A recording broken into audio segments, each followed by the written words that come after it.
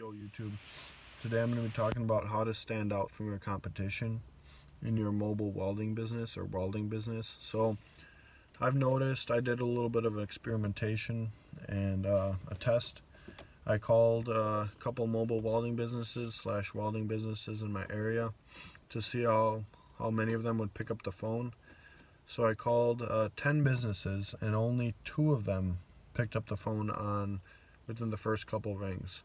And the rest didn't even answer. I left a message, they never got back to me. So that's 20% of welding businesses in my area. I didn't call all of them, but I called some of them, answered the phone, and were able to give me a quote within 48 hours. So that's one tip I have, is always answer your phone. I mean, you're going to beat most of the competition if you just are present, you answer your phone, you're loyal to your customer, and you basically, be there for the customer. You don't have to bend over backwards for them, but you should answer the phone. Be very professional when you answer the phone, and you'll definitely stand out, because a lot of these companies, they're either too busy or they're unorganized and they don't answer the phone, and they lose customers like that, like really quick. And so what I have been doing is every time I get a call on my business phone, I answer.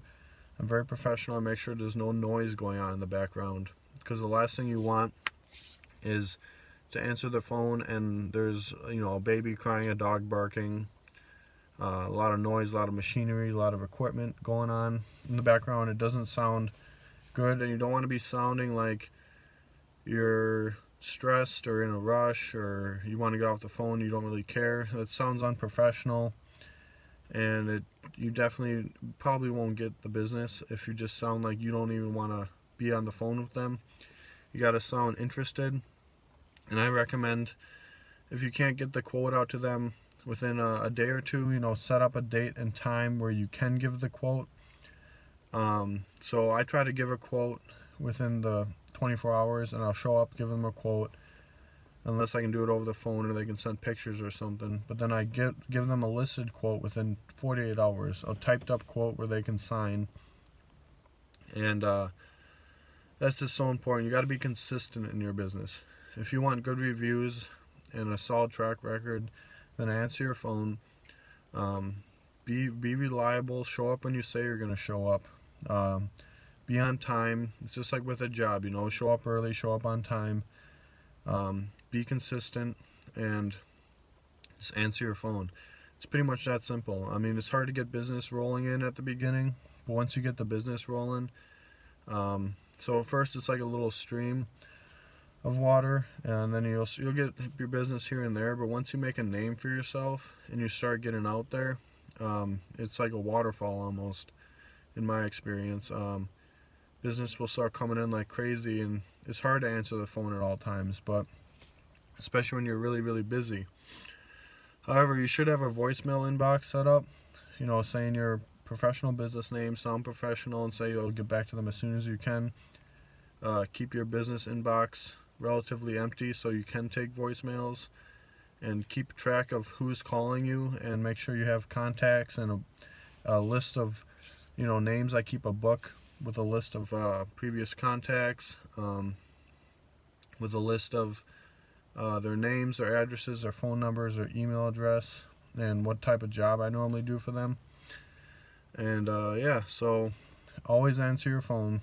And if you can't answer your phone, make sure you have a professional mailbox set up, and just try to be as professional as possible. So I have work shirts that are button-ups, but they're welding jackets. And I tuck my shirt in. That looks very professional.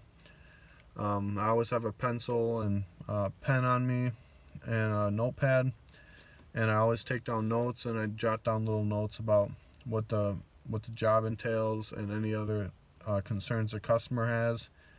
That also looks really professional, and that's how I try to stand out from my competition.